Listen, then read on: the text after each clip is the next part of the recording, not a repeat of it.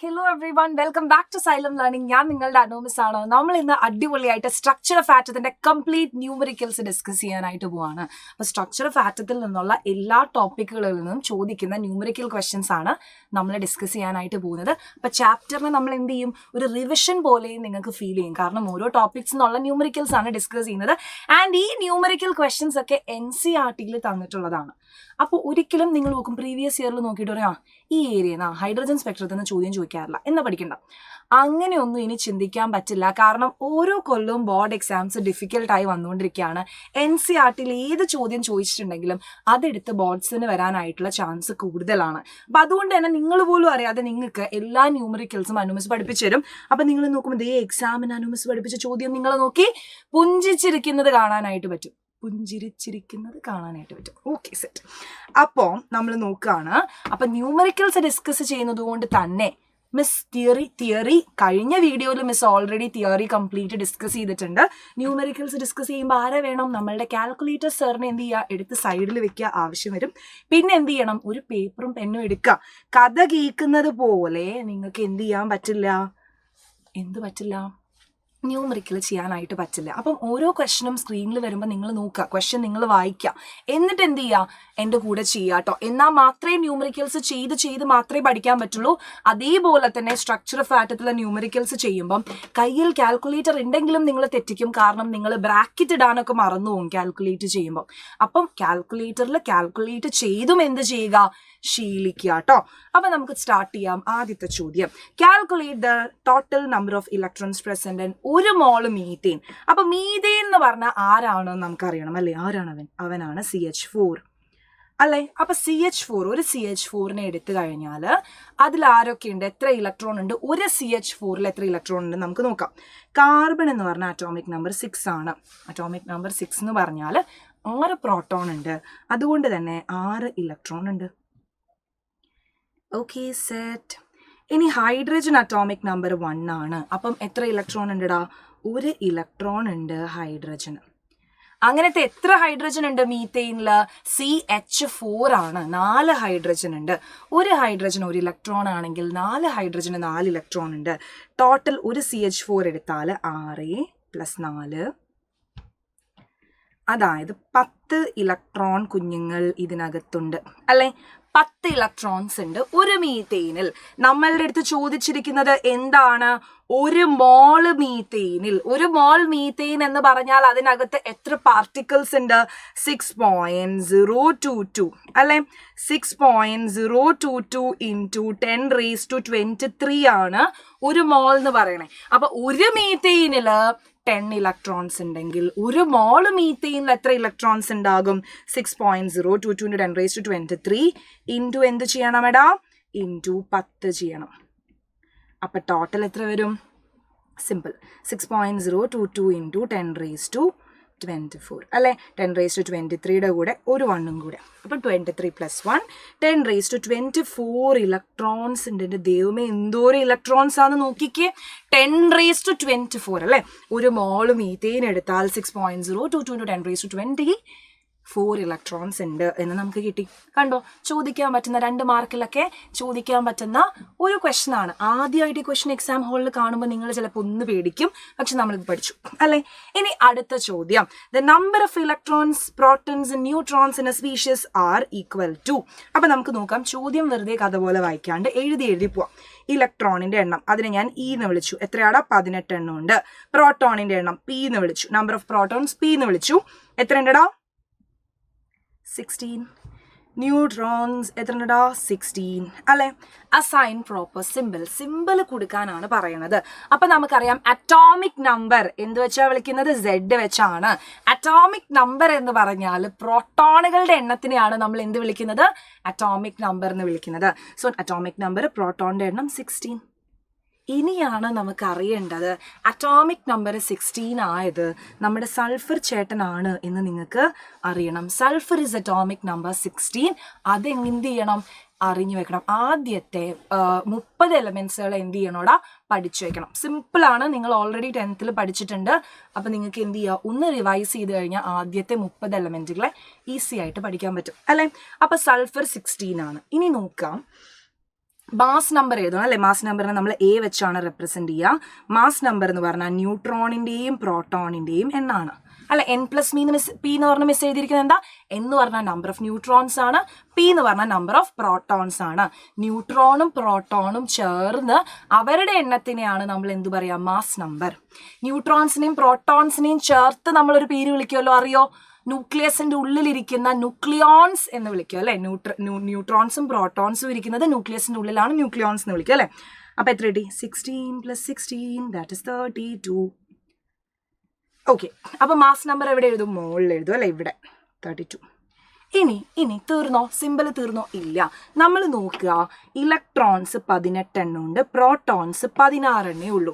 അതായത് ഇലക്ട്രോണിന്റെ എണ്ണം എത്ര കൂടുതലാണ്? 18 - 16. 2 ഇലക്ട്രോൺസ് എക്സ്ട്രാ ഉണ്ട് അല്ലെ. അപ്പൊ ഞാൻ ഈ 2നെ ഇവിടെ ഇട്ടു. ഇനി നിങ്ങൾക്ക് അടുത്ത കൺഫ്യൂഷൻ വരിക, ഈ 2 പ്ലസ് ആണോ 2 മൈനസ് ആണോ എന്നാണ്. അപ്പൊ നോക്കുക, ആരാണ് കൂടുതലുള്ളത്? ഇലക്ട്രോൺസ് കൂടുതലുണ്ട്. അപ്പം ഇലക്ട്രോണിന്റെ ചാർജ് എത്രയാ? നെഗറ്റീവ് ചാർജ് ആണ്. അപ്പൊ 2-. ഓക്കെ, അപ്പൊ 2- എന്ന് പറഞ്ഞാൽ നമുക്ക് എന്ത് ചെയ്യാൻ പറ്റി? സിമ്പിൾ എഴുതാനായിട്ട് പറ്റി അല്ലെ. അപ്പം ഇതാണ് നമ്മളുടെ സിമ്പിൾ വന്നത്, സൾഫർ 1632. സൾഫറിന്റെ തലയിൽ ഒരു -2 ചാർജ് വരും. കാരണം എന്താണ്? ആ നെഗറ്റീവ് 2 ചാർജ് വരാനുള്ള റീസൺ എന്താണ്? അതിന് ഇലക്ട്രോൺസ് കൂടുതലുണ്ട്. എത്ര ഇലക്ട്രോൺസ് കൂടുതലുണ്ടെന്നാണ് നമ്മൾ കാണിക്കുന്നത്. പ്രോട്ടോണിന്റെ നമ്പർ 16 ആയിരുന്നു, ഇലക്ട്രോണിന്റെ നമ്പർ 18 ആണ്. 2 ഇലക്ട്രോൺസ് അധികമുണ്ട്, അതുകൊണ്ടാണ് നെഗറ്റീവ് വന്നത്. ഇലക്ട്രോൺസ് ആണ് കൂടുതൽ. ഇനി ഇലക്ട്രോൺസ് കുറവായിരുന്നെങ്കിൽ എന്ത് വരും? പോസിറ്റീവ് വരും അല്ലെ. ഇതേ ചോദ്യത്തിൽ തന്നെ ഇലക്ട്രോണിന്റെ എണ്ണം എന്ന് പറയുന്നത്, ഇപ്പൊ ഈ ചോദ്യത്തിൽ ഇലക്ട്രോണിന്റെ എണ്ണം 14 ആയിരുന്നുവെങ്കിൽ നമ്മൾ എങ്ങനെ സിമ്പിൾ എഴുതുമായിരുന്നു? സൾഫർ 1632, മാറ്റമൊന്നുമില്ല. ഇലക്ട്രോൺസ് എത്ര കുറഞ്ഞു? പ്രോട്ടോണിന്റെ എണ്ണം എന്ന് പറയുന്നത് 16 ആണ്, ഇലക്ട്രോണിന്റെ എണ്ണം 14 ആണ്. എത്ര കുറഞ്ഞടാ? 2 തന്നെയാണ് ഡിഫറൻസ് വരുന്നത്, പക്ഷെ ഇലക്ട്രോൺസ് കുറവാണ് പ്രോട്ടോണിനേക്കാളും. അപ്പൊ ആരുടെ ചാർജാ കൂടുതലുള്ളത് അല്ലെ? പ്രോട്ടോൺസിന് പോസിറ്റീവ് ചാർജും ഇലക്ട്രോണിന് നെഗറ്റീവ് ചാർജും ആണ്. അപ്പം ഇലക്ട്രോൺ കുറഞ്ഞു എന്ന് പറഞ്ഞാൽ അവിടെ പോസിറ്റീവ് ആണ് കൂടുതൽ. അപ്പം 2+ എന്ന് എഴുതും അല്ലെ, +2 എന്ന് എഴുതും അല്ലെ. സെറ്റ് ആണല്ലോ, സെറ്റാണ്. അങ്ങനെയാണ് അടുത്ത ചോദ്യം നോക്കുക. The Vivid Bharati station of All India Radio, Delhi broadcasts on a frequency nu എന്ന് പറയുന്നത് 1368 kHz ആണ്. അപ്പൊ നിങ്ങൾ എന്ത് ചെയ്യണമെന്ന് അറിയോ? ഫ്രീക്വൻസിനെ കിലോ ഹെർട്സിൽ നിന്ന് ഹെർട്സിലേക്ക് മാറ്റണം. 1368, 1 കിലോ എന്ന് പറഞ്ഞാൽ 10⁻³ ആണ്. 10⁻³ ഹെർട്സ് എന്ന് നമ്മൾ എഴുതി. Okay, set. നമ്മളുടെ അടുത്ത് ചോദിച്ചിരിക്കുന്നത് calculate the wavelength lambda ആണ് ഓഫ് ദ ഇലക്ട്രോമാഗ്നറ്റിക് റേഡിയേഷൻ. നമ്മൾ ആദ്യം പഠിക്കുന്ന സ്ട്രക്ചർ ഓഫ് ആറ്റത്തിൽ നമ്മൾ ആദ്യം പഠിക്കുന്ന equation lambda is equal to എന്ത് വരും? c/μ അല്ലേ. സ്ട്രക്ചർ ഓഫ് ആറ്റത്തിൽ ആദ്യം പഠിക്കുന്ന ഇക്വേഷൻ ആണ് lambda is equal to c/μ. c എന്ന് പറഞ്ഞാൽ 3 × 10⁸ ആണ്, സ്പീഡ് ഓഫ് ലൈറ്റ് ആണ് അല്ലേ. 3 × 10⁸ m/s ആണ്. ന്യൂ എത്ര വന്നു? 1368 × 10⁻³ എന്ന് വന്നു. ഇത് ചെയ്യാൻ നേരത്ത് നമുക്ക് എത്ര ആൻസർ കിട്ടും? നമുക്ക് ഈസി ആയിട്ട് ആൻസർ കിട്ടും. അപ്പം നിങ്ങൾ എന്ത് ചെയ്യണം? കാൽക്കുലേറ്ററിൽ 3 × 10⁸ ചെയ്യുക. ബ്രാക്കറ്റ് ഓപ്പൺ ചെയ്തിട്ടാണ് 3 × 10⁸ കൊടുത്തത്. ബ്രാക്കറ്റ് ക്ലോസ് ചെയ്യുക, ഡിവൈഡഡ് ബൈ എഴുതുക, വീണ്ടും ബ്രാക്കറ്റ് ഓപ്പൺ ചെയ്യുക. എന്ത് ചെയ്യുക? ബാക്കിയുള്ള 1368 × 10⁻³ ചെയ്യുക, ബ്രാക്കറ്റ് ക്ലോസ് ചെയ്യുക, ഈക്വൽ ടു അടിക്കുക. അപ്പൊ കറക്റ്റ് ആയിട്ട് 219.29 മീറ്റേഴ്സിന് കിട്ടും. സി മക്കളെ, ബ്രാക്കറ്റ് ഇടാണ്ട് ചെയ്ത് കഴിഞ്ഞാൽ തെറ്റും. അപ്പൊ ബ്രാക്കറ്റ് ഇടാനും ബ്രാക്കറ്റ് ക്ലോസ് ചെയ്യാനും എന്ത് ചെയ്യുക? ഓർക്കുക. ആദ്യം ബ്രാക്കറ്റ് ഓപ്പൺ ചെയ്തു, ഫുൾ എഴുതി, ഇങ്ങനെ ബ്രാക്കറ്റ് ഓപ്പൺ ചെയ്തു, ഇവിടെ ഉള്ളത് എഴുതി, ഡിവൈഡ് സിമ്പിൾ ഞെക്കി, ബ്രാക്കറ്റ് ഓപ്പൺ ചെയ്തു, ബാക്കിയുള്ളത് എഴുതി, ബ്രാക്കറ്റ് ക്ലോസ് ചെയ്തു, ഈക്വൽ ടു അടിച്ചു. കണ്ടോ? കാൽക്കുലേറ്റർ തന്നാലും പലരും ചോദ്യത്തിന്റെ ഉത്തരം തെറ്റിച്ചെഴുതുന്നുണ്ട്. അതിന്റെ കാരണം എന്താ? നിങ്ങൾ ആദ്യമായിട്ടാണ് കാൽക്കുലേറ്റർ യൂസ് ചെയ്യുന്നത്, നിങ്ങൾ ആദ്യമായിട്ടാണ് 10ന്റെ പവർ വെച്ചിട്ടുള്ള ക്വസ്റ്റ്യൻസ് ചെയ്യുന്നത്. അതുകൊണ്ടാണ്. ഇപ്പൊ പ്രാക്ടീസ് ആണ്, പ്രാക്ടീസ് മേക്സ് എന്താണ്? എവറിത്തിങ് പെർഫെക്റ്റ് അല്ലേ. ആരും ആദ്യം തന്നെ ഇതൊന്നും പഠിച്ചിട്ടില്ല. മിസ്സും കുറേ തെറ്റിക്കായിരുന്നു. മിസ് +1 കാൽക്കുലേറ്റർ യൂസ് ചെയ്യാൻ അറിയാണ്ട് കുറേ തെറ്റിക്കായിരുന്നു. കാൽക്കുലേറ്റർ ഉണ്ട്, പക്ഷെ ആൻസർ തെറ്റാ. അപ്പം അത് ശ്രദ്ധിക്കണം. ഇനി ഇതാ അടുത്ത ചോദ്യം. Calculate the wave number. Nu bar ആണ് ചോദിക്കുന്നത്. ന്യൂ ബാർ എന്ന് പറഞ്ഞാൽ 1/λ ആണ് എന്ന് നമുക്കറിയണം. ഫ്രീക്വൻസിയും ചോദിക്കുന്നുണ്ട്, ന്യൂവും ചോദിക്കുന്നുണ്ട് അല്ലേ. അപ്പൊ നോക്കിക്കേ, നമുക്ക് ഓൾറെഡി ലാംഡ തന്നിട്ടുണ്ട് 5800 ആങ്സ്ട്രോം അല്ലെ. ഇതെന്താ ആങ്സ്ട്രോം ആണ്. ഒരു ആങ്സ്ട്രോം എത്രയാണ് എന്ന് ഏത് ഉറക്കത്തിൽ ചോദിച്ചാലും നിങ്ങൾ പറയണം ഇറ്റ് ഇസ് 10⁻⁻10 മീറ്റേഴ്സ് ആണ്. ആങ്സ്ട്രോമിൽ തന്നിട്ടുള്ള വാല്യൂ നമ്മൾ എന്ത് ചെയ്യണോടാ, മീറ്ററിലേക്ക് മാറ്റണം. അപ്പോൾ 1/λ is equal to 1/5800 ഇൻറ്റു ആങ്സ്ട്രോമിന് മീറ്ററിലേക്ക് മാറ്റാം ഇൻറ്റു 10⁻⁻10 എന്ന് പറഞ്ഞ് ചെയ്ത് കഴിഞ്ഞാൽ ന്യൂ ബാറിന്റെ വാല്യൂ നമുക്ക് കിട്ടും 1 ഡിവൈഡഡ് ബൈ, എന്ത് ചെയ്യണം, 1 ഇടുന്നു, ഡിവൈഡ് ഇടുന്നു, ബ്രാക്കറ്റ് ഓപ്പൺ ചെയ്യുന്നു, എന്നിട്ട് എന്ത് ചെയ്യും, ബാക്കിയുള്ള വാല്യൂസ് എടുക്കുക അല്ലെ. 5800 ഇൻറ്റു 10⁻⁻10 എന്ന് ചെയ്താൽ ഉത്തരം കിട്ടി അല്ലേ. ഉത്തരം കിട്ടി 1.72 ഇൻറ്റു 10⁻6 എന്ന് പറഞ്ഞിട്ട് ഉത്തരം കിട്ടി അല്ലേ. 1.72 ഇൻറ്റു 10⁻6 എന്ന് പറഞ്ഞിട്ട് പെർ മീറ്ററിൽ അല്ലെ, 1/λ പെർ മീറ്റർ. അതെങ്ങനെ 10ന്റെ പവറിലാക്കാം മിസ് എന്ന് ചോദിച്ചു കഴിഞ്ഞാൽ അവിടെ ENG എന്ന് പറഞ്ഞിട്ടൊരു ബട്ടൺ ഉണ്ട് അല്ലെ, അതിൽ ക്ലിക്ക് ചെയ്താൽ മതി. അപ്പോൾ വന്നിരിക്കുന്ന ആൻസർ 10ന്റെ പവറിലായിട്ട് കിട്ടും. ഇനി എന്ത് ചെയ്യാം, ന്യൂ കണ്ടുപിടിക്കാം. New is equal to C/λ ആണ്. C എന്ന് പറഞ്ഞാൽ 3 ഇൻറ്റു 10⁸8 ആണ്. ലാംഡ എന്ന് പറഞ്ഞാൽ 5800 ഇൻറ്റു 10⁻⁻10 ആണ്. അപ്പൊ ന്യൂവിന്റെ വാല്യൂ നമുക്ക് എത്ര കിട്ടും എന്നറിയൂ, 5.17 ഇൻറ്റു 10⁻14 പെർ സെക്കൻഡ് എന്ന് പറഞ്ഞ് കിട്ടും. യൂണിറ്റ് ഇമ്പോർട്ടൻ്റ് ആണ്. വളരെ ഈസി ആയിട്ട് നമ്മൾ എന്ത് ചെയ്തു, ചോദ്യം ചെയ്തു. 3 മാർക്കിനൊക്കെ ചോദിക്കാൻ പറ്റുന്ന ക്വസ്റ്റൻ ആണ്, NCERT ഉള്ളതാണ് അല്ലേ. ഇനി അടുത്ത ക്വസ്റ്റനിലേക്ക് പോവാം. Calculate the energy of 1 mol of photons of radiation whose frequency. നോക്കിക്കേ, ഫ്രീക്വൻസി നമുക്ക് തന്നിട്ടുണ്ട് 5 ഇൻറ്റു 10⁻14 ഹേർട്സ് എന്നാണ് അല്ലെ. 5 ഇൻറ്റു 10⁻14 ഹേർട്സ് എന്നാണ് ഫ്രീക്വൻസി തന്നിരിക്കുന്നത്. എനർജി കണ്ടുപിടിക്കണം. E is equal to hν ആണ്. ഇവിടെയാണ് നിങ്ങൾ തെറ്റിക്കാൻ പോകുന്നത്. E is equal to hν എന്ന് പറയുന്നത് ഒരു ഫോട്ടോണിന്റെ എനർജിയാണ്. എനർജി ഓഫ് 1 ഫോട്ടോൺ ആണ് E is equal to hν.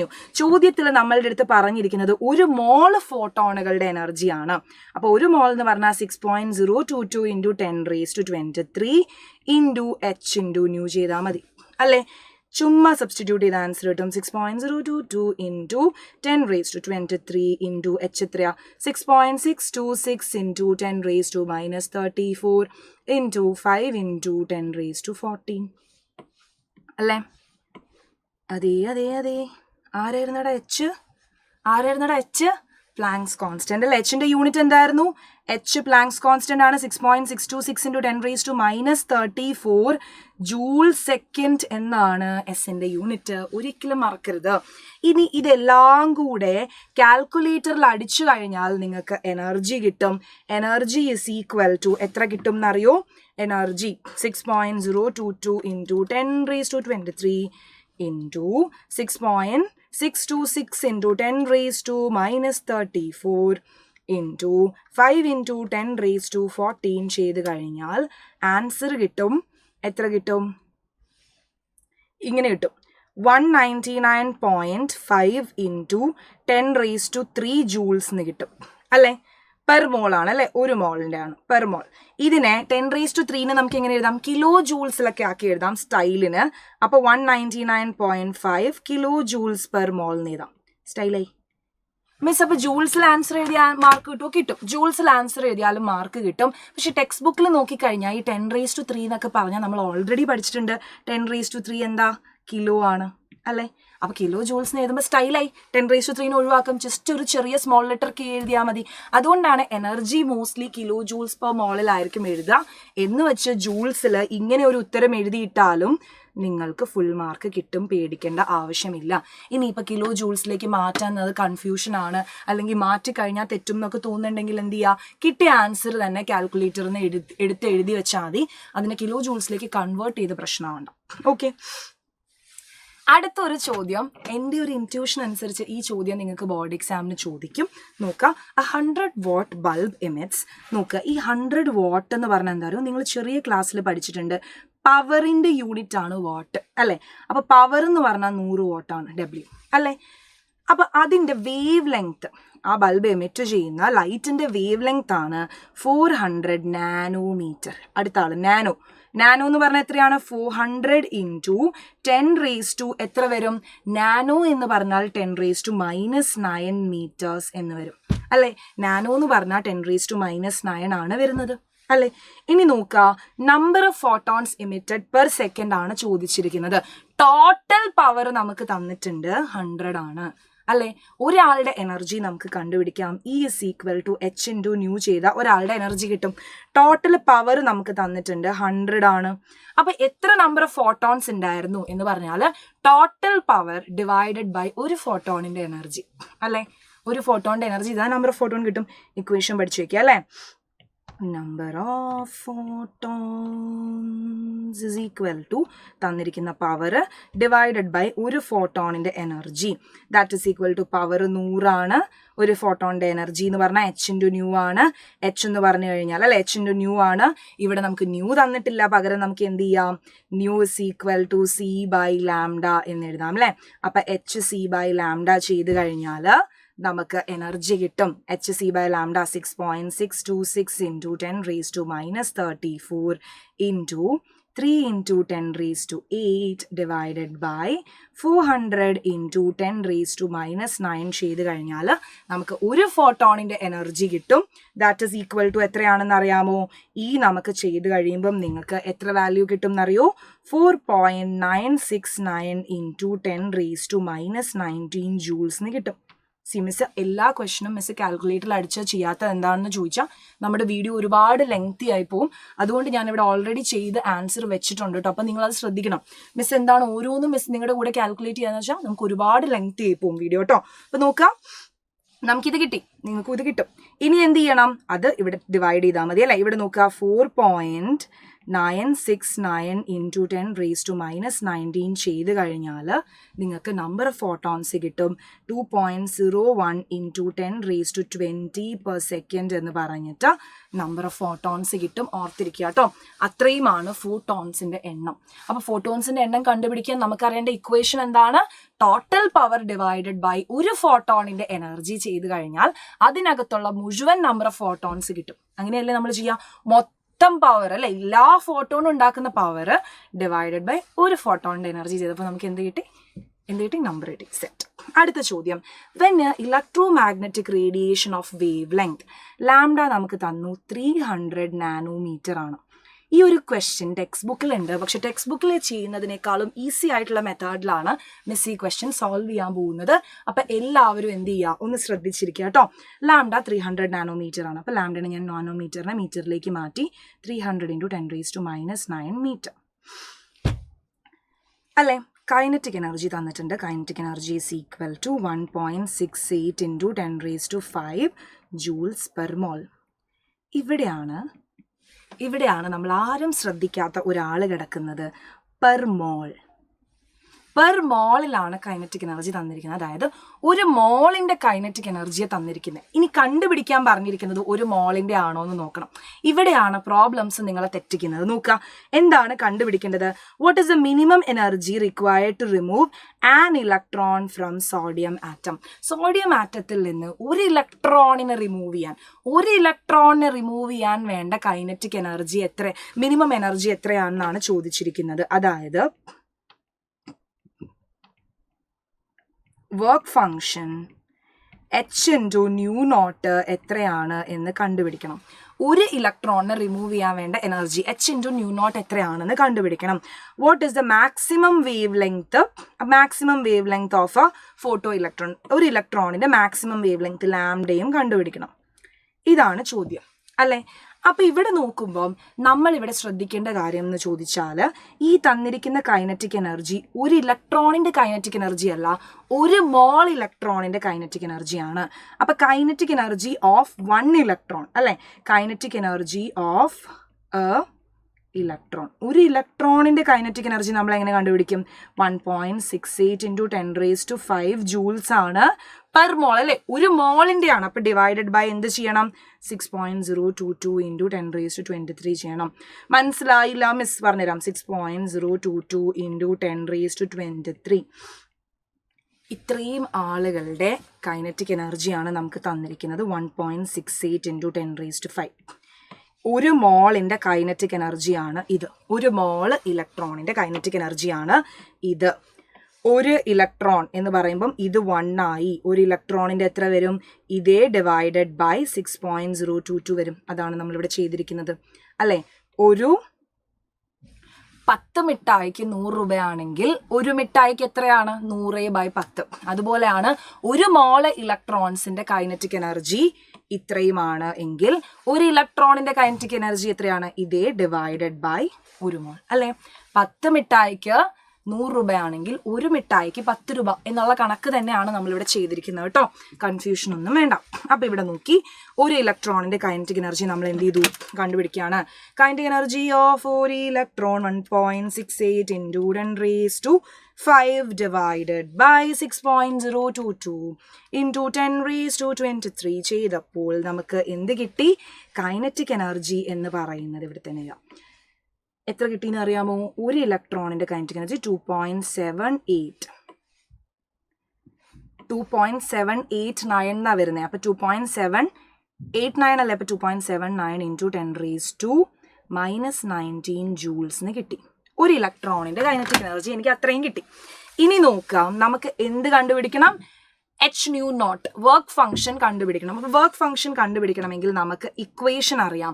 നമ്മുടെ ഇക്വേഷൻ എന്താണ്? നമ്മുടെ ഇക്വേഷൻ എന്ന് പറഞ്ഞു കഴിഞ്ഞാൽ kinetic energy is equal to h0 minus h0 എന്നാണ് നമ്മളുടെ ഇക്വേഷൻ. അപ്പം h0 കണ്ടുപിടിക്കണമെങ്കിൽ എന്ത് ചെയ്താൽ മതിയടാ? h0 is equal to h0 നിന്ന് കൈനറ്റിക് എനർജി കുറച്ചാൽ മതി. h0 എവിടെ നിന്ന് കിട്ടും മിസ്? h0 ഇവിടെ നമുക്ക് എന്ത് തന്നിരിക്കുന്നത്? λ 300 നാനോമീറ്റർ ആണ് എന്ന് തന്നിട്ടുണ്ട്. അതിൽ നിന്ന് h0 എന്ന് പറഞ്ഞാൽ h × c/λ ആണ്. അതായത് ന്യൂ എന്ന് പറഞ്ഞാൽ c/λ ആണ് എന്നുള്ള ഇക്വേഷനാണ് നമ്മൾ ആദ്യം പഠിച്ചത് അല്ലേ. അപ്പം ഇതിന് സബ്സ്റ്റിറ്റ്യൂട്ട് ചെയ്യുക. 6.626 into 10⁻34 into 3 into 10⁸8 divided by λ 300 into 10⁻⁹. ഇത് ചെയ്യാൻ നേരത്ത് ഇവിടെ നമ്മൾ നോക്കിക്കഴിഞ്ഞാൽ ഇതിന് എത്ര ആൻസർ കിട്ടും? h/c/λ അതായത് h0 എന്ന് പറയുന്നത് എത്ര കിട്ടും എന്ന് ചോദിച്ചാൽ വെറുതെ കാൽക്കുലേറ്ററിൽ സബ്സ്റ്റിറ്റ്യൂട്ട് ചെയ്യുക, ഒരു പ്രശ്നവും ഇല്ല. into 10⁻34 into 3യും 300ഉം വേണമെങ്കിൽ നിങ്ങൾക്ക് വെട്ടിക്കളയാം, ഇല്ലെങ്കിൽ എന്ത് ചെയ്യാം? കാൽക്കുലേറ്ററിൽ കൊടുക്കാം. മാക്സിമം മിസ് പറയാം, നിങ്ങൾ എന്ത് ചെയ്യുക? നിങ്ങൾക്ക് 3യും 300ഉം വെട്ടി ഇവിടെ അടിയിൽ 100 വരും. 100 into 10⁻⁻9 10⁻�7 ആണ് എന്നുള്ള കാൽക്കുലേഷനുകളൊക്കെ ചെയ്യുകയാണെങ്കിൽ കുറച്ചും കൂടി എന്ത് ചെയ്യും? വേഗത്തിൽ ആൻസർ കിട്ടും. ഓക്കെ, ഇവിടെ എന്ത് കിട്ടി? 6.6. അതാ 6. ഒരിക്കലും നമ്മൾ വിചാരിക്കരുത് കേട്ടോ കാൽക്കുലേറ്ററിലെല്ലാം അടിച്ചു നോക്കിക്കഴിഞ്ഞാൽ കാൽക്കുലേറ്റർ തെറ്റിക്കില്ലാന്ന്. ഒരുപാട് വലിയ കാൽക്കുലേഷൻസ് ആകുമ്പോൾ ഇവിടെ ഇതാ കണ്ടോ, ഈസി ആയിട്ട് ഈ 3നെയും 100നെയൊക്കെ വെട്ടിക്കളയാം. അപ്പോൾ ഈസി ആയിട്ട് ചെയ്യാൻ പറ്റും. ഓക്കെ, ഇവിടെ നോക്കുക 6.626 into 10⁻⁻19. സമാധാനം. h0 കിട്ടി. കൈനറ്റിക് എനർജിയും 10⁻⁻19 കണ്ടോ. രണ്ടുപേരും ഒരേ പവറിൽ കിട്ടിയത് കൊണ്ട് തന്നെ രണ്ടുപേരെയും ചുമ്മാ മൈനസ് ചെയ്താൽ മാത്രം മതി അല്ലേ. എന്ത് വരും? h0 എന്ന് പറഞ്ഞാൽ 6.626 വരും. into 10⁻⁻19 നിന്ന് ആരെ കുറയ്ക്കണം? കൈനറ്റിക് എനർജി 2.79 into 10⁻⁻19 രണ്ടുപേരെയും കുറയ്ക്കുക അല്ലേ. 6.626 നിന്ന് 2.79 കുറച്ചാൽ എത്ര കിട്ടും? 3.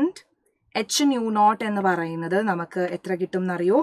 h0 എന്ന് പറയുന്നത് 3.836 into 10⁻⁻19 ജൂൾസിന് കിട്ടും.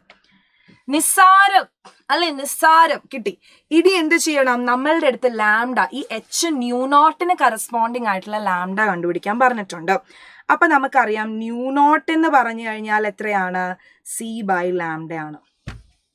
മിനിമം ഫ്രീക്വൻസി ആണ് ന്യൂനോട്ട്. ന്യൂനോട്ട് എന്ന് പറഞ്ഞാൽ മിനിമം ഫ്രീക്വൻസി ആണ് അല്ലെ. മിനിമം ഫ്രീക്വൻസി ആണ് എങ്കിൽ ഈ λ0 എന്ന് പറഞ്ഞാൽ അതെന്തായിരിക്കും? അല്ലെങ്കിൽ ഈ ലാംഡനെ ഞാൻ λ0 എന്ന് വിളിച്ചാൽ ഫ്രീക്വൻസി മിനിമം ആണെങ്കിൽ അത് മാക്സിമം ആയിരിക്കും അല്ലേ.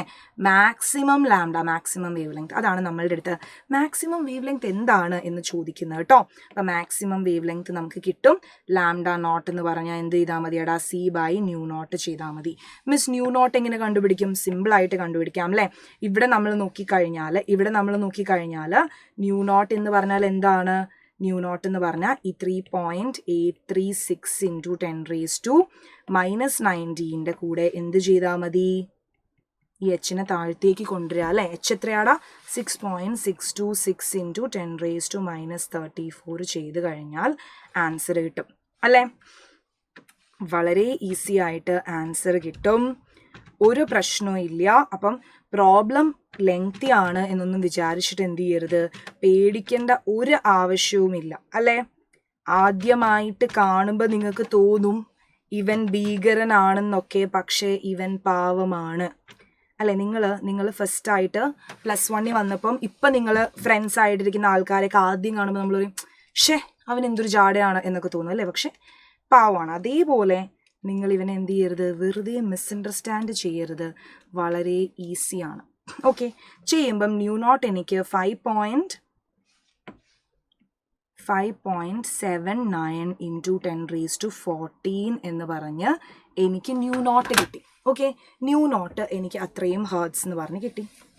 ഇനി അത് വെച്ച് എനിക്ക് എന്ത് ചെയ്യാടാ, ലാംഡ കണ്ടുപിടിക്കാം, മാക്സിമം വേവ് ലെങ്ത് കണ്ടുപിടിക്കാം. That is equal to 3 into 10⁻8 divided by എന്ത് ചെയ്യുക 5.79 ഇൻറ്റു 10⁻14 ചെയ്താൽ എനിക്ക് എന്ത് കിട്ടും, ലാംഡ മാക്സിമം ലാംഡ കിട്ടും അല്ലേ. ലാംഡ മാക്സ് എന്ന് വിളിക്കാം നമുക്കിവനെ അല്ലേ. ലാംഡ നോട്ട് എന്ന് വിളിക്കണതിനേക്കാളും ലാംഡ മാക്സ് എന്ന് വിളിക്കാം, മാക്സിമം ലാംഡ ആണല്ലോ കണ്ടുപിടിക്കാൻ പറഞ്ഞത്. അപ്പോൾ lambda max is equal to, ഇതിൻ്റെ ആൻസർ ചെയ്ത് കഴിഞ്ഞാൽ നമുക്ക് കിട്ടും അല്ലേ. എത്ര കിട്ടും? 3 ഇൻറ്റു 10⁻8 ഡിവൈഡഡ് ബൈ 5.79 ഇൻറ്റു 10⁻14 എന്ന് പറഞ്ഞ് കിട്ടും. അപ്പോൾ നമുക്ക് 5.18 ഇൻറ്റു 10⁻⁻7 മീറ്റേഴ്സ് എന്ന് കിട്ടും അല്ലേ. അതിന് നമുക്ക് വേണമെങ്കിൽ എന്ത് ചെയ്യാടാ, 518 ഇൻറ്റു 10⁻⁻9 മീറ്റേഴ്സ്, അതായത് 518 നാനോമീറ്റേഴ്സ് എന്നൊക്കെ പറയാം. പറഞ്ഞില്ലെങ്കിലും കുഴപ്പമില്ല, അങ്ങനെ എഴുതാനുള്ള കൺഫ്യൂഷൻസ് ഉണ്ടെങ്കിൽ എന്ത് ചെയ്യുക, മിസ് നിൽക്കുന്നുണ്ട് കാണുന്നില്ലേ, അങ്ങനെയുള്ള കൺഫ്യൂഷൻസ് ഉണ്ടെങ്കിൽ എന്ത് ചെയ്യുക, ഇതിലങ്ങ് നിർത്തുക. 5.18 ഇൻറ്റു 10⁻⁻7 മീറ്റേഴ്സ് എന്ന് എഴുതി നിർത്തുക. നാനോമീറ്ററിലേക്ക് ആക്കണം എന്നൊക്കെ ഒരു ആഗ്രഹം ഉണ്ടെങ്കിൽ എന്ത് ചെയ്യുക, 518 നാനോമീറ്റേഴ്സ് ആണ് അതെന്നൊക്കെ എന്ത് ചെയ്യുക, പഠിച്ചു വെക്കുക. ഇനി അങ്ങനെ ആക്കുമ്പോൾ തെറ്റും എന്നൊക്കെ തോന്നുന്നവർ എന്ത് ചെയ്യുക, കിട്ടുന്ന കാൽക്കുലേറ്റർ തരുന്ന ഉത്തരത്തിൽ എന്ത് ചെയ്യുക, നിർത്തുക. അങ്ങനെയാണെങ്കിൽ നമുക്ക് ഹൈഡ്രജൻ സ്പെക്ട്രത്തിൽ നിന്നുള്ളൊരു ചോദ്യം നോക്കാം. Calculate the wave number for the longest wave length transition. ഈ ചോദ്യം NCERT-യിലുള്ളതാണ്. ഈ ചോദ്യം അറിയണമെങ്കിൽ കുറച്ച് കാര്യങ്ങൾ നമുക്ക് അറിഞ്ഞിരിക്കണം. അതായത് നമ്മളുടെ അടുത്ത് പറഞ്ഞിരിക്കുന്നത് ലോങ്സ്റ്റ് വേവ് ലെങ്തിന്റെ ട്രാൻസിഷൻ ആണ്. അപ്പൊ അത് ആദ്യത്തെ ലൈനാണ് എന്ന് പഠിച്ചു വെക്കുക. ഹൈഡ്രജൻ സ്പെക്ട്രത്തിലെ ഫസ്റ്റ് ലൈൻ എന്ന് പറയുമ്പോൾ ആദ്യത്തെ ലൈൻ എന്ന് പറയുമ്പോൾ മിനിമം എനർജി ഉള്ള ലൈനാണ്. അതാണ് ലോങ്സ്റ്റ് വേവ് ലെങ്ത് ട്രാൻസിഷൻ എന്ന് പഠിച്ചു വെക്കുക. അപ്പം ബാൽമർ സീരീസ് ആണ് പറയുന്നത്. അപ്പൊ അവന്റെ ആദ്യത്തെ ലൈൻ എന്ന് പറഞ്ഞാൽ n=3 നിന്ന് n=2 ചാടുന്ന ഈ ലൈൻ, അവനാണ് എനർജി കുറവ് അല്ലെ. ഒന്ന് ആലോചിച്ച് നോക്കിക്കേ, ദൂരെ ഒരുപാട് എനർജിയിൽ നിന്നാണ് അവൻ എന്ത് ചെയ്യുക, തിരിച്ച് n=2 എനർജി കൂടുതലാണെന്ന് പറഞ്ഞു കഴിഞ്ഞാൽ ഓട്ടോമാറ്റിക്കലി അവന്റെ ഫ്രീക്വൻസി കൂടുതലാണെന്നല്ലേ മീനിങ്. E=hν ആണ്. അപ്പം നിങ്ങളൊന്ന് ആലോചിച്ച് നോക്കുക, എനിക്ക് അങ്ങ് കുറേ എനർജി കിട്ടിയാലാണ് ഞാൻ ചാടി ചാടി ചാടി അങ്ങ് ഇൻഫിനിറ്റിലേക്ക് പോവുക. അല്ലെങ്കിൽ ഇവിടുത്തെ കേസിൽ n=7 പോകണമെങ്കിൽ ഹൈഡ്രജന്റെ ഇലക്ട്രോണിന് ഒരുപാട് എനർജി കിട്ടണം. അതേസമയം അവൻ എന്ത് ചെയ്തു, 3 പോയത്, അതായത് കുറച്ച് എനർജി കിട്ടി. അതിന്റെ മീനിങ് എന്താണ്, അവിടെ ന്യൂ കുറവാണ്, ഫ്രീക്വൻസി കുറവാണ്. ഫ്രീക്വൻസി കുറവാണെന്ന് പറഞ്ഞാൽ അതിന്റെ മീനിങ് എന്താണ്, ലാംഡ മാക്സിമം ആണ് അല്ലേടാ. ന്യൂ c/c/λ എന്നല്ലേ. ന്യൂവും ലാംഡയും ഇൻവേഴ്സ്ലി പ്രൊപ്പോർഷണൽ അല്ലേ. അപ്പൊ ലാംഡ മാക്സ് ആയിട്ടുള്ള ലൈൻ എന്ന് പറഞ്ഞാൽ അത് ആരാണ്, മിനിമം അല്ലെ, ഫസ്റ്റ് ലൈൻ ആണ്. അപ്പൊ നമുക്ക് ഇവിടെ നിന്ന് നമുക്ക് എന്ത് മനസ്സിലായി, ലോങ്സ്റ്റ് വേവ് ലെങ്ത് ട്രാൻസിഷൻ എന്ന് പറഞ്ഞാൽ ബാൽമർ സീരീസിന്റെ കേസിൽ n1ന്റെ വാല്യൂ എന്ന് പറയുമ്പം ബാൽമർ ആണെങ്കിൽ n1ന്റെ വാല്യൂ എത്രയാണ്, 2 ആണ്. ലൈമൻ ആണെങ്കിൽ 1 ആണ്. ലൈമൻ ബാൽമർ പാഷൻ ആണെങ്കിൽ n1ന്റെ വാല്യൂ 3 ആണ്. ഇനി n2ന്റെ വാല്യൂ എങ്ങനെ കണ്ടുപിടിക്കും miss, longest wave length transition ആണെങ്കിൽ അതിന്റെ മീനിങ് എന്താ, ആദ്യത്തെ ലൈൻ മീനിങ് ഫസ്റ്റ് ലൈൻ. അപ്പൊ n2ന്റെ വാല്യൂ എങ്ങനെ കണ്ടുപിടിക്കണം, n1ന്റെ കൂടെ എത്രാമത്തെ ലൈനാ, ആദ്യത്തെ ലൈനാണ്. അപ്പൊ n1+1. ഇനി രണ്ടാമത്തെ ലൈൻ എന്ന് പറഞ്ഞാൽ n1+2, നാലാമത്തെ ലൈൻ എന്ന് പറഞ്ഞാൽ n1+4. മനസ്സിലായോ? ഇവിടെ ഇവർ പറഞ്ഞു ഫസ്റ്റ് ലൈൻ എന്ന് പറയണതിന് പകരം എന്തു പറഞ്ഞു, ലോങ്ങസ്റ്റ് വേവ് ലെങ്ത് ട്രാൻസിഷൻ. ഇങ്ങനെ ചോദിച്ച് തന്നെയായിരിക്കും എക്സാമിന് ചോദ്യം വരിക. ലോങ്ങസ്റ്റ് വേവ് ലെങ്ത് ട്രാൻസിഷൻ എന്ന് ചോദിച്ചാൽ അത് ആദ്യത്തെ ലൈനാണ് എന്ന് നമ്മൾ എന്ത് ചെയ്യണം, അറിഞ്ഞിരിക്കണം. അപ്പം N2ൻ്റെ വാല്യൂ എന്ത് വരും, 2+1, അതായത് 3 എന്ന് കിട്ടി അല്ലേ. ഇനി നമുക്കറിയാം wave number nu bar is equal to 109677 into 1/n1 square minus 1/n2 square. Equation ഇതേപോലെ ബൈ ഹാർട്ട് ചെയ്യണം. ഇതേപോലെ ഡയറക്റ്റ് സബ്സ്റ്റിറ്റ്യൂഷൻ ക്വസ്റ്റ്യൻ വരും. 109,677 into 1/n1 സ്ക്വയർ എന്ന് പറയുമ്പം 1/2 സ്ക്വയർ ആണ്, അതായത് 1/4, മൈനസ് 1/3 സ്ക്വയർ എന്ന് പറഞ്ഞാൽ 1/9 ആണ്. 9 - 4 എന്ന് പറയുമ്പം എന്ത് വരും, ഇത് ചെയ്യാൻ നേരത്തെ 10,9,677 ഡിവൈഡഡ് ബൈ 9 - 4 എന്ന് പറഞ്ഞാൽ 5 ആണ്. 9 4 36 ആണ്. ഇത് ചെയ്ത് കഴിഞ്ഞാൽ നമുക്ക് ന്യൂ ബാർ കിട്ടും. പെർ സെന്റിമീറ്ററിലാണ് ന്യൂ ബാർ കിട്ടുന്നത്. എത്രയാണ് ന്യൂ ബാർ വരുന്നതെന്ന് എല്ലാവരും ഒന്ന് കമന്റ് ചെയ്തേ. എല്ലാവരും ഒന്ന് കമന്റ് ചെയ്യുക എത്രയാണ് ന്യൂ ബാർ വരുന്നത്. അങ്ങനെയാണെങ്കിൽ ഞാൻ അടുത്ത ചോദ്യത്തിലേക്ക് പോവാണ്. സിമ്പിൾ ക്വസ്റ്റൻ ആണ്. What are the frequency and wave length of A photon emitted during the ബോ ആറ്റം മോഡലിൽ നിന്നുള്ളൊരു ചോദ്യമാണ്. ഫ്രീക്വൻസിയും വേവ് ലെങ്ത്തും നമുക്ക് കണ്ടുപിടിക്കണം. What is the frequency and wave length of A photon emitted during A transition from N1 എന്ന് പറഞ്ഞു കഴിഞ്ഞാൽ എത്രയാണ്, N1 എന്ന് പറഞ്ഞാൽ 5 ആണ്, N2 എന്ന് പറഞ്ഞാൽ 2 ആണ്. ഫ്രീക്വൻസിയും വേവ് ലെങ്ത്തും കണ്ടുപിടിക്കാനാണ് ചോദ്യം. അപ്പൊ നമുക്ക് ഫ്രീക്വൻസി കണ്ടുപിടിക്കണമെങ്കിൽ നമുക്കറിയാം ബോ ഫ്രീക്വൻസി റൂൾ അനുസരിച്ച് nu is equal to ΔE/h ആണ്. ബോ ആറ്റം മോഡലിന്റെ പോസ്റ്റുലേറ്റുകൾ നമ്മൾ പഠിച്ചതാണിത് അല്ലെ. അപ്പൊ ΔEയുടെ ഇക്വേഷൻ നമുക്കറിയാം. ΔE is equal to 2.18 into 10⁻⁻18 into 1/n1 square minus 1/n2 square. എടാ ബേസിക്കലി ഇങ്ങനത്തെ ചോദ്യങ്ങൾ ചോദിക്കണം എന്തിനാണെന്നറിയാമോ, നിങ്ങൾക്ക് ഇത് സബ്സ്റ്റിറ്റ്യൂട്ട് ചെയ്ത് ആൻസർ കണ്ടുപിടിക്കാൻ നിങ്ങൾക്ക് അറിയാമോ എന്ന് ചെക്ക് ചെയ്യാൻ വേണ്ടി മാത്രമാണ് ഇത്തരത്തിലുള്ള ചോദ്യങ്ങൾ എക്സാമിന് വരുന്നത് കേട്ടോ. കാൽക്കുലേറ്റ് ചെയ്ത് എഴുതാൻ അറിയാമോ, ഇക്വേഷൻ അറിയാമോ, അത്രയേ ഉള്ളൂ അല്ലേ. N-ന്റെ സ്ക്വയർ, N1ന്റെ സ്ക്വയർ, 5ന്റെ സ്ക്വയർ 25 ആണ്, -4. അപ്പൊ ഈ കിട്ടുന്ന എനർജി 4 - 25 വരുമ്പോൾ നമുക്ക് കിട്ടുന്ന വാല്യൂ നെഗറ്റീവിൽ വരും. എത്രയാണ് വാല്യൂ വരുന്നത്, -4.58 into 10⁻⁻19 ജൂൾ വരും. എന്തുകൊണ്ട് മൈനസ് വന്നു മിസ്, കാരണം N = 5 നിന്ന് ഹയർ എനർജി സ്റ്റേറ്റിൽ നിന്ന് ലോവറിലേക്ക് അത് വരുവാണ് അല്ലെ. 5 നിന്ന് 2 വരുമ്പം എനർജി എമിറ്റ് ചെയ്യുകയാണ്, എനർജി റിലീസ് ചെയ്യാണ്. റിലീസ് ചെയ്യുന്ന എനർജി ആയതുകൊണ്ടാണ് അവിടെ ഒരു നെഗറ്റീവ് സൈൻ വന്നത്. Okay, negative sign signifies it is an emission energy എന്ന് മനസ്സിലാക്കി വെക്കാം. ഓക്കെ, ഇനി നമുക്ക് ന്യൂ ഈസി ആയിട്ട് കണ്ടുപിടിച്ചൂടെ. ന്യൂ ഇസ് ഈക്വൽ ടു എന്ത് ചെയ്താൽ മതി, ഈ വാല്യൂ അല്ലെ, എനർജിയുടെ വാല്യൂ 4.58 into 10⁻⁻19 ഡിവൈഡഡ് ബൈ എച്ചിന്റെ വാല്യൂ 6.626 into 10⁻34 ചെയ്യുമ്പം ന്യൂവിന്റെ വാല്യൂ എത്ര കിട്ടും എന്നറിയോ, 6.91 into 10⁻14 ഹെർട്സ് കിട്ടും. സിമ്പിൾ സിമ്പിൾ സിമ്പിൾ അല്ലെ. ഇനി നമ്മളുടെ അടുത്ത് ചോദിച്ചിരിക്കുന്നത് എന്താ, ഫ്രീക്വൻസി കണ്ടുപിടിച്ചു, wavelength lambda is equal to c/ν ചെയ്താൽ മതി. സിമ്പിൾ ആയിട്ട് നമുക്ക് കിട്ടും 3 into 10⁸8 ഡിവൈഡഡ് ബൈ 6.91 into 10⁻14 ചെയ്യാൻ നേരത്ത് 434 into 10⁻⁻9 മീറ്റേഴ്സ് എന്ന് കിട്ടും. That is equal to 434 nanometres എന്ന് കിട്ടും. സിമ്പിൾ ചോദ്യമാണ്, വളരെ ഈസി ആയിട്ട് നമ്മൾ ചെയ്തു, വെറുതെ സബ്സ്റ്റിറ്റ്യൂട്ട് ചെയ്താൽ മാത്രം മതി അല്ലെ. അടുത്ത ചോദ്യം, the mass of an electron is. ഇലക്ട്രോണിന്റെ മാസ് നമുക്ക് തന്നിട്ടില്ലെങ്കിലും നമുക്ക് ഈ ചോദ്യത്തിൽ ഇലക്ട്രോണിന്റെ മാസ് മാറ്റിയിട്ടും തരാം, ഇല്ലാതെയും തരാം. പക്ഷെ മാസ് ഓഫ് ആൻ ഇലക്ട്രോൺ എന്ന് പറഞ്ഞാൽ ഇത് ഓർക്കത്ത് ചോദിച്ചാൽ നിങ്ങൾ 9.1 കിലോഗ്രാം ആണ് എന്ന്. മാസ് ഓഫ് ആൻ ഇലക്ട്രോൺ നമുക്ക് തന്നിട്ടുണ്ട്.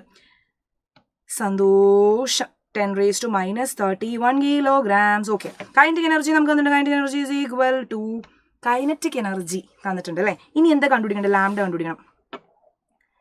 ഓക്കെ, നമുക്കറിയാം കൈനറ്റിക് എനർജി തന്നിട്ടുണ്ട്, മാസ് തന്നിട്ടുണ്ട്, ലാംഡ കണ്ടുപിടിക്കണം. ഇതിന് നമ്മൾ എന്താ ചെയ്യേണ്ടതെന്ന് അറിയോ, നമുക്ക് അറിയാം lambda is equal to h/mv അല്ലേ. Dual matter of electromagnetic radiation കാണിക്കുന്ന de Broglie ഇക്വേഷൻ ആണ് lambda is equal to h/mv എന്ന്. അപ്പൊ ഇവിടെ ലാംഡ കണ്ടുപിടിക്കണമെങ്കിൽ h അറിയാം, മാസ് ഉണ്ട്, വെലോസിറ്റി എത്രയാണ് മിസ്, വെലോസിറ്റി കണ്ടുപിടിക്കണം. അതിനാണ് ഈ കൈനറ്റിക് എനർജി തന്നിരിക്കുന്നത്. കൈനറ്റിക് എനർജി 3 × 10⁻⁴ തരുമ്പോൾ കൈനറ്റിക് എനർജിയുടെ ഇക്വേഷൻ എന്ന് പറഞ്ഞാൽ ½mv² ആണ് എന്ന് ഏതൊറക്കത്ത് ചോദിച്ചാലും നിങ്ങൾ പറയണം. ഇതിൽ നിന്ന് വെലോസിറ്റി കണ്ടുപിടിക്കാം. കണ്ടോ, ഇത് നിങ്ങൾക്ക് അറിയാമോ? ഈ ചോദ്യം കാണുമ്പം ഇത് നിങ്ങൾക്ക് ചെയ്യാൻ, ഇത് നിങ്ങൾക്ക് പെട്ടെന്ന് ബുദ്ധിയിൽ വരുന്നുണ്ടോ എന്ന് ടെസ്റ്റ് ചെയ്യാനാണ് ഈ ചോദ്യം. കണ്ടോ, 3 മാർക്കിനൊക്കെ ഈസി ആയിട്ട് ചോദിക്കാൻ പറ്റുന്ന ചോദ്യമാണ്. ½ mv², ഇത്രയും കിട്ടി. അപ്പൊ നമുക്കറിയാം, ഇവിടെ ഞാൻ നോക്കുകയാണ് കേട്ടോ. v² എന്ന് പറഞ്ഞാൽ എനിക്ക് എങ്ങനെ എഴുതാം നോക്കിക്കേ, 2 times kinetic energy is equal to mv² ആണ്. v² is equal to 2 kinetic energy divided by m ആണ്. v is equal to √2 times kinetic energy divided by m ചെയ്താൽ മതി അല്ലേ? നമുക്ക് vയുടെ വാല്യൂ കണ്ടുപിടിച്ചാലോ? v is equal to 2 × 3 × 10⁻⁻25 divided by mass of an electron എന്ന് പറഞ്ഞാൽ 9.1 × 10⁻31 ആണ്. അതിൻ്റെ സ്ക്വയർ റൂട്ട് എടുത്താൽ വെലോസിറ്റി എനിക്ക് കിട്ടും.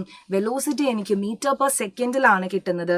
812 മീറ്റർ പെർ സെക്കൻഡ് എന്ന് പറഞ്ഞ് വെലോസിറ്റി കിട്ടി. ഓക്കെ, വെലോസിറ്റി കിട്ടി. ഇനി നമുക്ക് എന്ത് ചെയ്താൽ മതിയടാ? ലാംഡ കണ്ടുപിടിച്ചാൽ മതി. Lambda is equal to h/m × v. ഈ v കണ്ടുപിടിക്കാനാണ് കൈനറ്റിക് എനർജി വന്നത് അല്ലേ? 6.626 × 10⁻34 divided by 9.1 × 10⁻31 × 812 ചെയ്ത് കഴിയുമ്പോൾ നമുക്ക് lambda is equal to 896.7 × 10⁻9 metres എന്ന് കിട്ടും. അതായത് 896.7 നാനോമീറ്റേഴ്സ് എന്ന് കിട്ടും. മിസ് ഓരോ ചോദ്യവും കാൽക്കുലേറ്ററിൽ അടിച്ച് ചെയ്യാത്തത് എന്തുകൊണ്ടാണ്? നമുക്ക് സമയമില്ല എന്നുള്ളത് കൊണ്ടാണ്, വീഡിയോയുടെ ലെങ്ത് കൂടും എന്നുള്ളത് കൊണ്ടാണ്. നിങ്ങൾക്ക് കാൽക്കുലേറ്ററിൽ ചെയ്ത് ഇതേ ഉത്തരം കിട്ടുന്നുണ്ടെന്ന് എന്ത് ചെയ്യുക? എൻഷുർ ചെയ്യുക. കിട്ടും, കാരണം ഞാൻ ചെയ്തു വെച്ചിട്ടുള്ളതാണ് അല്ലേ? അപ്പം ഈ ഒരു ചോദ്യം ഞാൻ ചെയ്തത് എന്തിനാണ് എന്ന് ചോദിച്ചു കഴിഞ്ഞാൽ, എക്സാമിന് ഇങ്ങനെ ഒരു ചോദ്യം ആദ്യമായിട്ട് നിങ്ങൾ കാണുമ്പം, ഫസ്റ്റ് ആയിട്ടൊരു ചോദ്യം കാണുമ്പോൾ നിങ്ങൾ എന്ത് ചെയ്യും? ചിലപ്പോൾ പേടിച്ചു പോകാനുള്ള ചാൻസ് ഉണ്ട്. അപ്പം നിങ്ങൾ അങ്ങനെ പേടിക്കാതിരിക്കാൻ വേണ്ടിയിട്ടാണ് നമ്മളൊരു ചോദ്യം ചെയ്തത്. de Broglie ഇക്വേഷനിൽ വെലോസിറ്റി തന്നില്ലെങ്കിൽ അവർ കൈനറ്റിക് എനർജി തരും. Kinetic energy is equal to ½mv² എന്നുള്ള ഇക്വേഷനിൽ വെലോസിറ്റി കണ്ടുപിടിക്കണം എന്നുള്ള കാര്യം നമുക്കിപ്പോൾ മനസ്സിലായി. ഇനി ആ പാറ്റേണിൽ ഏത് ക്വസ്റ്റ്യൻ വന്നാലും നിങ്ങൾ ചെയ്യും. അടുത്ത് നോക്കുക, മാസ് ഓഫ് ഫോട്ടോൺ കണ്ടുപിടിക്കണം. de Broglie ഇക്വേഷൻ തന്നെയാണല്ലേ? de Broglie ഇക്വേഷൻ തന്നെയാണ്. Lambda is equal to h/mv എന്നാണ്. m കണ്ടുപിടിക്കണം. h/λ × v ആണ്. സിമ്പിൾ. 6.626 × 10⁻34 divided by lambda 3.6 × 10⁻⁻. ഒരു ആങ്സ്ട്രോം 10⁻10 മീറ്റേഴ്സ് ഇൻറ്റു വെലോസിറ്റി എന്ന് പറഞ്ഞു കഴിഞ്ഞാൽ എത്ര വന്നു?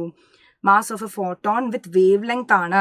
നമുക്കറിയാം ഫോട്ടോണിന്റെ വെലോസിറ്റി എന്ന് പറഞ്ഞാൽ വെലോസിറ്റി ഓഫ് ലൈറ്റ് ആണ്. v is equal to c ആണ്. c is equal to 3 × 10⁸ ആണ് മീറ്റർ പെർ സെക്കൻഡ് അല്ലേ? 3 × 10⁸ വന്നു. അപ്പം നമുക്ക് മാസ് എന്ന് പറഞ്ഞാൽ 6.13 × 10⁻29 kilograms എന്ന് പറഞ്ഞ് കിട്ടി അല്ലേ? ഫോട്ടോണിൻ്റെ മാസാണ് നമ്മളുടെ അടുത്ത് ചോദിച്ചിരിക്കുന്നത്. ഫോട്ടോൺ എന്ന് പറയുന്നത് എങ്ങനെയാണ് അതിൻ്റെ മാസ് കണ്ടുപിടിക്കുമ്പോൾ അതിൻ്റെ വെലോസിറ്റി എങ്ങനെ നമ്മൾ കണ്ടുപിടിച്ചു? ഫോട്ടോണിൻ്റെ വെലോസിറ്റി എന്ന് പറഞ്ഞാൽ ലൈറ്റ്, ഫോട്ടോൺ എന്ന് പറഞ്ഞാൽ ലൈറ്റ് ആണ് അല്ലേ?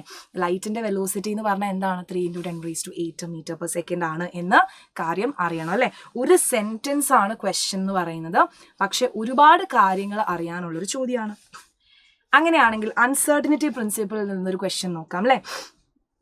A golf ball of mass തന്നിട്ടുണ്ട് 40 gram ആണ്. ഗ്രാമിനെ കിലോഗ്രാമിലേക്ക് ആക്കണമെങ്കിൽ 40 divided by 1000 that is equal to 40 × 10⁻³ kilograms എന്ന് കിട്ടി അല്ലേ?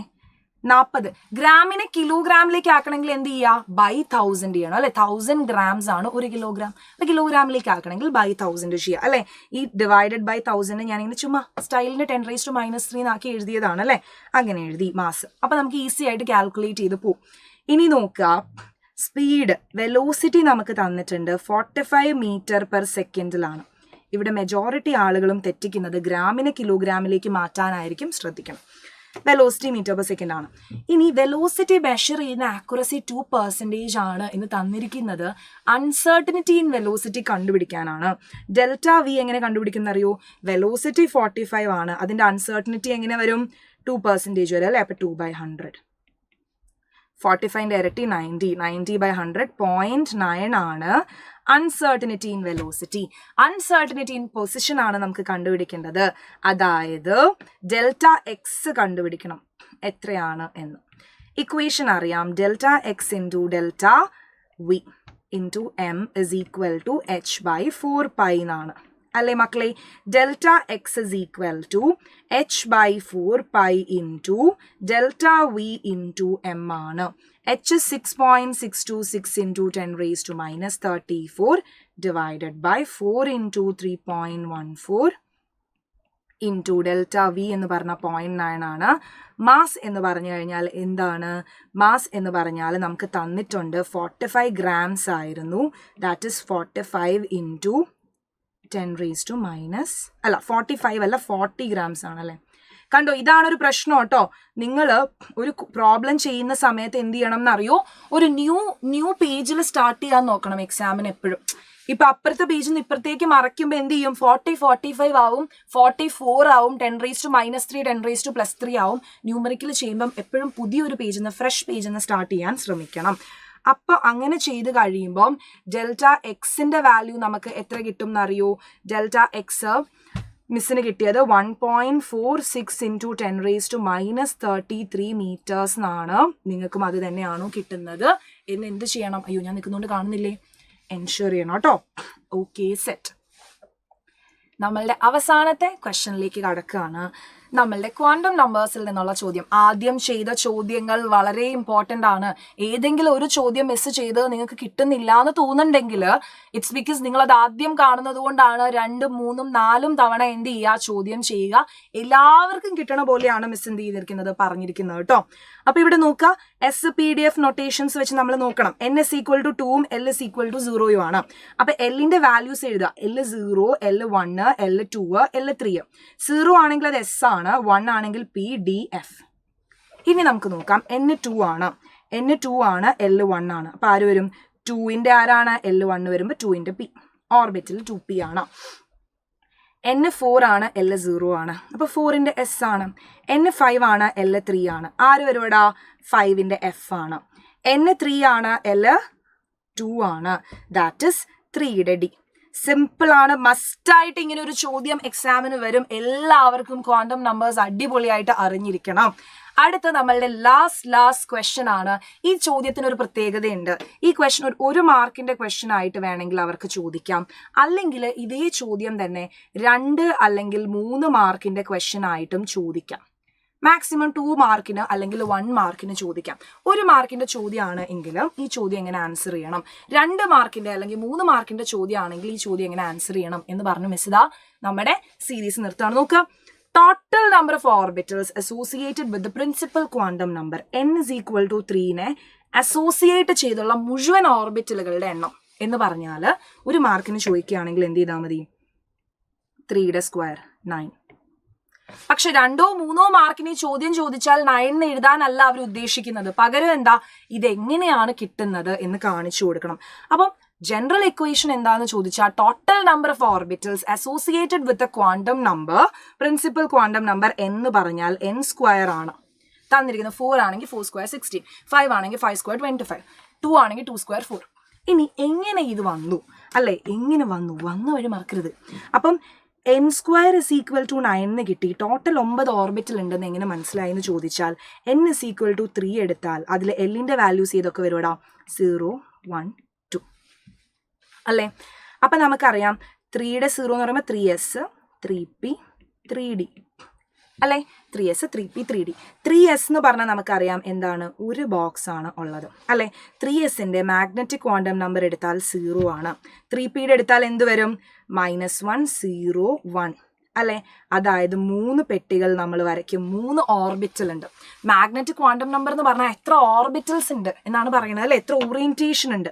ഇനി D എടുത്തു കഴിഞ്ഞാൽ 3D എടുത്തു കഴിഞ്ഞാൽ നമുക്കറിയാം -2 -1 0 +1 +2 ആണ്. അതായത് 5 പെട്ടികൾ നമ്മൾ വരയ്ക്കും. 1 2 3 4 5. യെസ്, അപ്പൊ 1 + 3 + 5, 1 3 5 which is equal to 9 എന്ന് പറഞ്ഞ ആൻസർ കിട്ടും. കണ്ടോ, സിമ്പിൾ ആണ്. അപ്പൊ ഇതേപോലെയാണ് നമ്മൾ എഴുതി കൊടുക്കേണ്ടത്. ഇതിന്റെ എക്സ്പ്ലനേഷൻ ചോദിച്ചാൽ നമ്മൾ പറയണം 3s എടുത്താൽ അതിന്റെ മാഗ്നറ്റിക് ക്വാണ്ടം നമ്പർ എന്ന് പറയുന്നത് 0 ആണ്. അതായത് അതിന് ഒരു ഓറിയന്റേഷൻ ആണ് പോസിബിൾ, അതിൽ ഒരു ഓർബിറ്റലേ ഉള്ളൂ. 3p എടുത്താൽ അതിന് 3 ഓർബിറ്റൽ ഉണ്ട്, 3d എടുത്താൽ അതിന് 5 ഓർബിറ്റൽ ഉണ്ട്. Therefore total number of orbitals എന്ന് പറയുന്നത് എല്ലാത്തിനെയും കൂടി കൂട്ടിക്കഴിഞ്ഞാൽ നമുക്ക് 9 കിട്ടും. ഇങ്ങനെ എല്ലാത്തിനും നമുക്ക് കണ്ടുപിടിക്കാനായിട്ട് പറ്റും കേട്ടോ. അപ്പൊ നമ്മൾ എന്ത് ചെയ്തു, സ്ട്രക്ചർ ഓഫ് ആറ്റത്തിന്റെ കംപ്ലീറ്റ് ക്വസ്റ്റ്യൻസ് എന്ന് പറഞ്ഞാൽ മുഴുവൻ NCERT ക്വസ്റ്റ്യൻസ് മിസ് കവർ ചെയ്തിട്ടില്ല, പക്ഷെ എല്ലാ പാറ്റേൺ ക്വസ്റ്റ്യൻസും കവർ ചെയ്തിട്ടുണ്ട്. അപ്പൊ ഇനിയും ഏതെങ്കിലും ടോപ്പിക്സിന്റെ വീഡിയോ വേണമെങ്കിൽ നിങ്ങൾ എന്ത് ചെയ്യണോടാ, ഈ വീഡിയോയുടെ അടിയിൽ കമന്റ് ചെയ്യണം. ആ ടോപ്പിക്സിന്റെ വീഡിയോസ് ആയിട്ട് മിസ് വരും. Thank you everyone.